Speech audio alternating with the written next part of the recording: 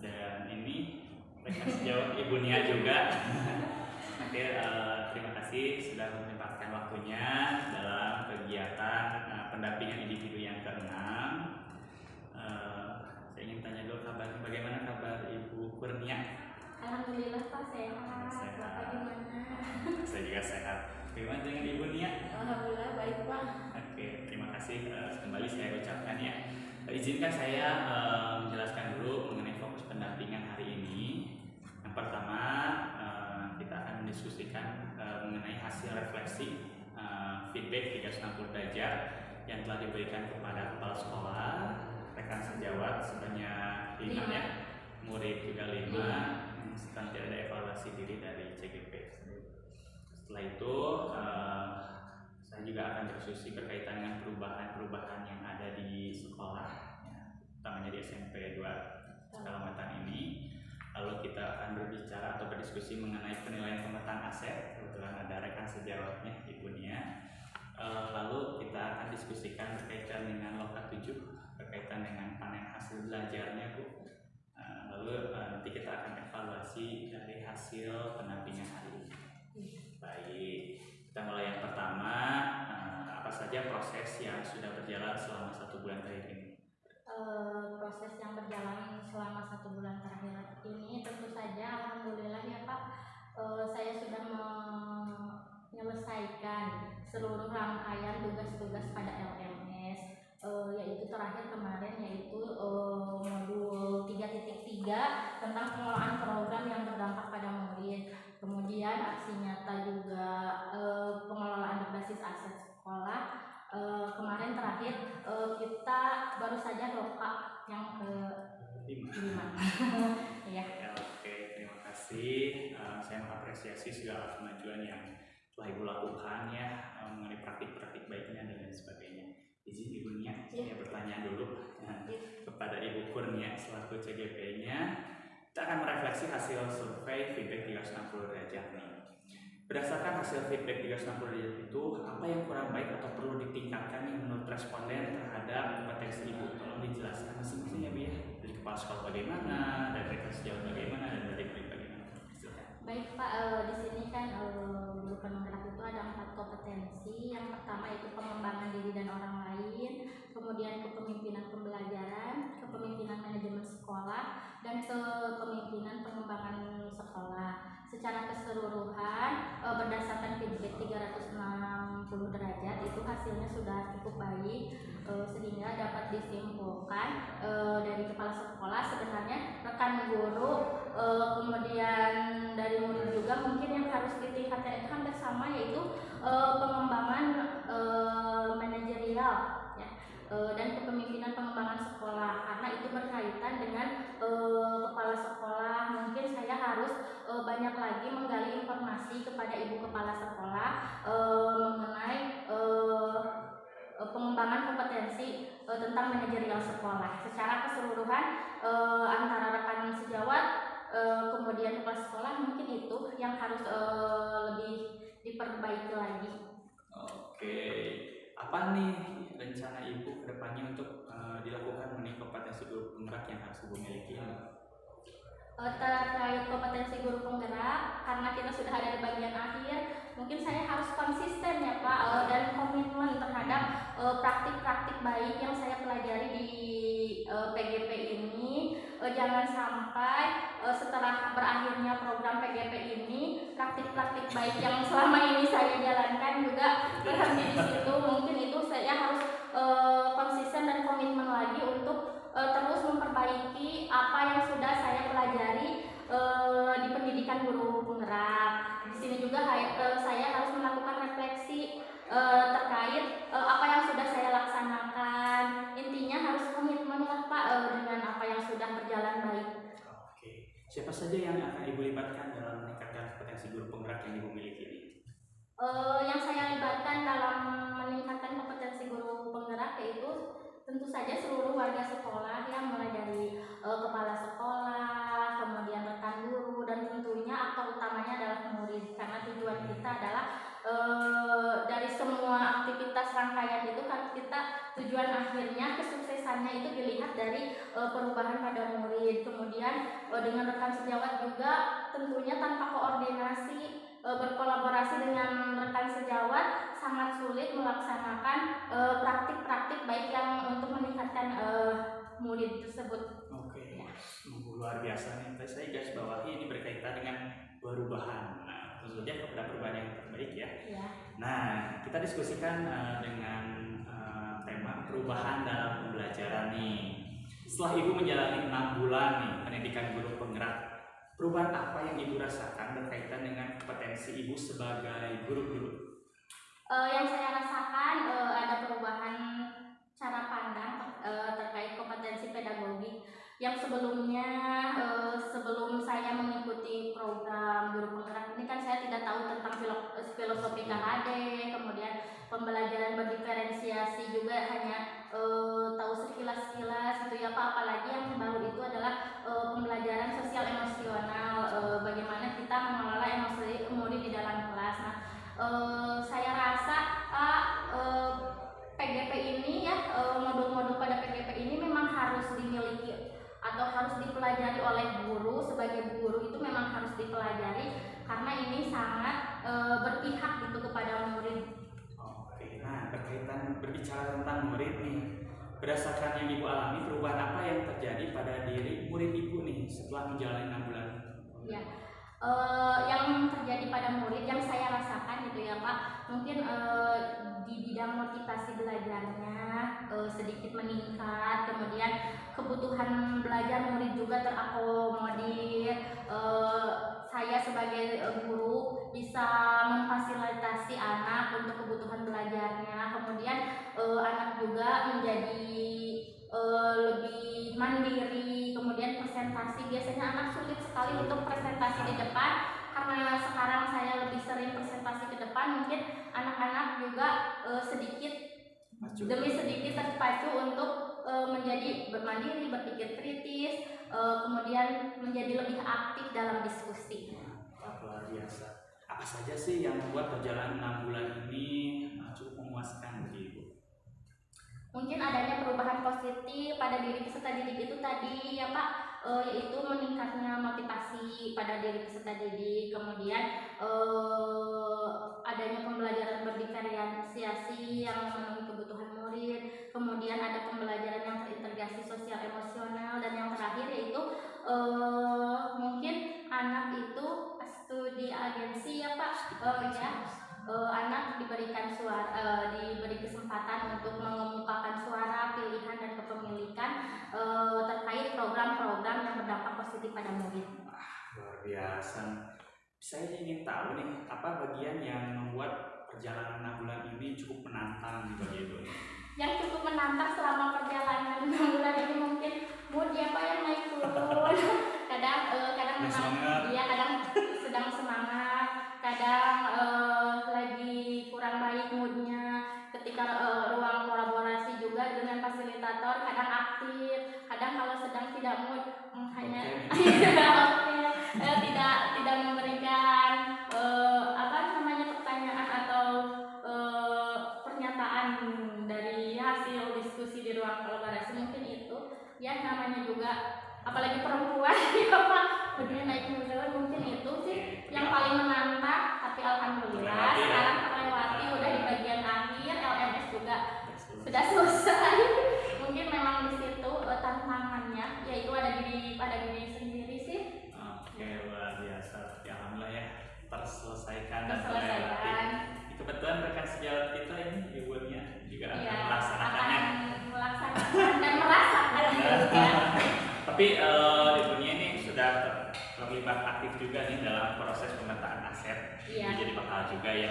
Oke, izin nanti kita akan berdiskusi bersama berkaitan dengan proses pemetaan aset. Saya akan berikan pertanyaan, mungkin ya akan dijawab dengan pertanyaan yang sama dan mungkin lihat jawabannya seperti apa ya. Siapa saja sih aktor yang terlibat dalam saat proses pemetaan aset ini, Bu?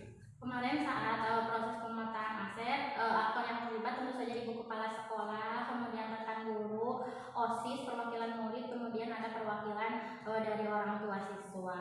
Oke, bagaimana proses Ibu dalam menemukan atau mengidentifikasi sumber daya yang ada di sekolah? Proses awal yang saya lakukan yaitu saya yang menginformasikan kepada ibu kepala sekolah terkait tugas yang ada pada program guru penggerak ini, yaitu tentang aset. Nah, kita itu ketika memetakan aset juga harus berfokus berbasis pada aset, bukan pada kekurangan. Kemudian meminta izin juga kepada beliau saya untuk berdiskusi dengan rekan guru, kemudian perwakilan murid atau untuk OSIS, dan juga perwakilan orang tua.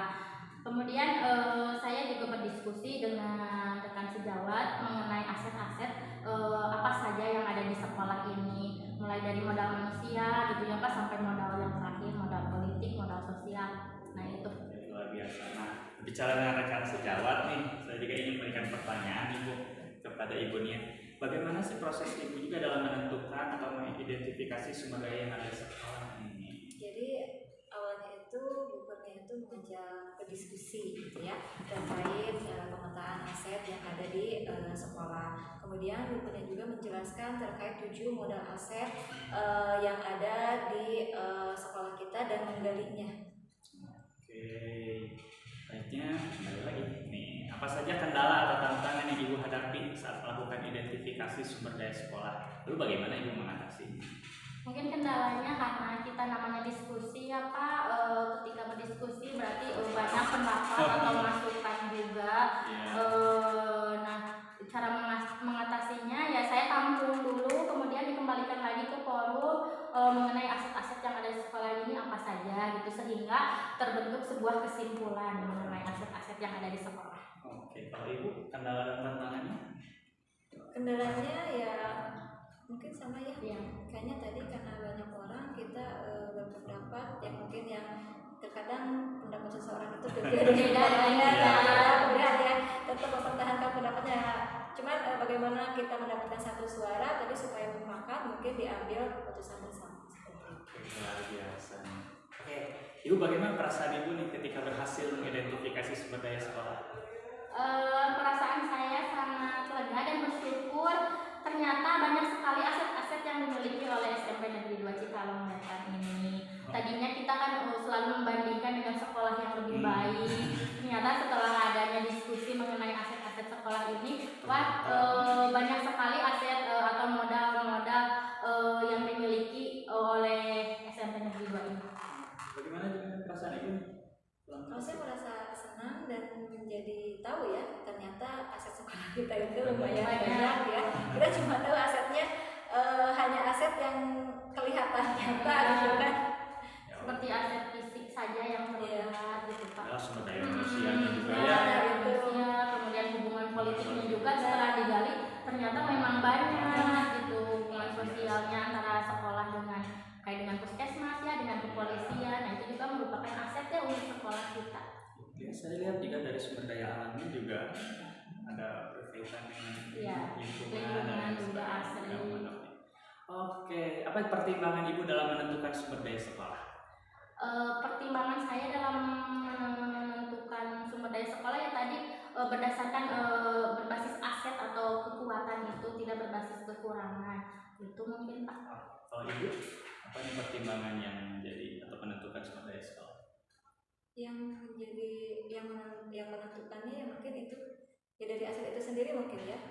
Sebetulnya saya masih awal-awalnya bingung dengan sebetulnya aset itu seperti apa gitu ya. Yang tahu yang belegeran gitu. Kalau secara fisik kalau secara belegeran gitu. Bangunan gitu kan. Padahal di balik itu semua ternyata. Nah itu. Ternyata segala satunya harus berpikir berbasis aset juga ya. Nah, pertanyaan terakhir ini, apakah terdapat hal lain yang dapat dijadikan sumber daya sekolah yang belum Ibu temukan dalam proses yang sudah berlangsung? Maksudnya aset yang belum tergali terlihat. Mungkin di sini setiap hari itu ada perubahan ya Pak. Bisa saja kekurangan hari ini itu merupakan aset atau kelebihan kita di masa yang akan datang. Itu bisa saja.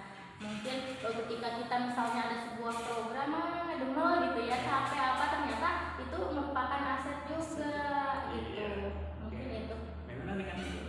Kalau saya mungkin ada sesuatu yang belum nampak mungkin.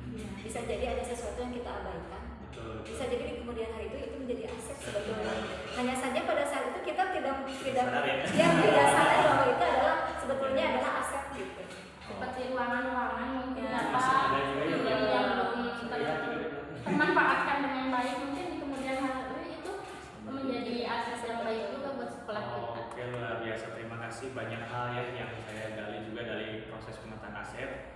melihat tadi video diskusinya, hasil atau yang rapatnya juga, dokumentasinya juga lengkap, aktor-aktor siapa yang berjalan juga sudah sesuai dengan apa yang diharapkan. Oke, terima kasih kepada Ibu Nia juga selaku Rekasi Jawat yang telah diskusi mengenai proses aset ini. Saya kembali lagi ke Ibu Kurnia berkaitan dengan ini, Bu. Setelah ini kan kita akan loka 6 nih. Setelah loka 6 kita masuk kepada loka 7, yaitu berkaitan dengan panen hasil belajar. Saya ingin tahu apa ide Ibu untuk persiapan panen hasil belajar pada loka 7. Mungkin sejauh ini yang saya persiapkan untuk panen karya di loka 7 yaitu pertama yang berdiskusi dulu dengan teman sekelompok saya, karena ini kan merupakan kelompok ya. Terus kita berdiskusi mengenai tema apa yang akan diangkat, kemudian kita juga mungkin sedikit bocoran di sini kita akan mengusung tema Sunda tentunya. Karena kita orang Sunda, mungkin di situ kita menyiapkan hasil belajar juga dari siswa selama 6 bulan ini yang akan kita tampilkan. Kemudian ada karya-karya anak juga yang berkaitan dengan adat Sunda gitu, Pak. Mungkin itu sedikit bocorannya. Ya, ini pertegas saja nih, apa yang Ibu akan pamerkan pada saat hasil panen belajar? Salah satu produk satu aja dan spoiler. Mungkin saya juga di sini akan selain tadi adat Sunda, karena kita di sekolah ini punya program yang punya yaitu Science Planner. Kita punya produk juga yang dihasilkan. Di sini ada sabun cuci tangan yang dibuat oleh anak, hasil karya anak. Mungkin itu juga saya akan insya Allah bawa masukkan, kemudian bisa dijadikan souvenir. Benar-benar juga ya, benar. Kemudian cukup. Nanti kita lihatnya di loka 7. Ya. Yang penting saya tahu Ibu sudah mempersiapkan dengan idenya luar biasa. Mudah-mudahan nanti saya tunggu nih nanti di loka 7 seperti apa. Iya. Bu Nia penasaran bisa ikut nanti di loka 7 ya. Oke, mungkin saja nanti ada yang terpilih sebagai penyaji. Iya. Saya siapapun yang nanti akan menyampaikan dalam penyajian untuk berbagi di kelas berbagi. Itu nanti mohon dipersiapkan juga PPT dan program yang sudah dipersiapkan. Oke, kita masuk ke bagian terakhir. Terima kasih kembali saya ucapkan, saya mengapresiasi segala bentuk apa yang sudah dilakukan oleh Ibu Kurnia. Juga terima kasih bantuan dari rekan sejawatnya. Jangan lupa juga sampaikan ucapan terima kasih saya kepada kepala sekolah dan pihak semua aktor yang ada di sekolah. Karena praktik baik ini sudah berjalan dengan baik oleh diri Ibu sendiri, mengajak rekan sejawat, mengajak warga semua sekolah. Nah, sampaikan juga salam saya kepada seluruh komponen yang ada di sekolah.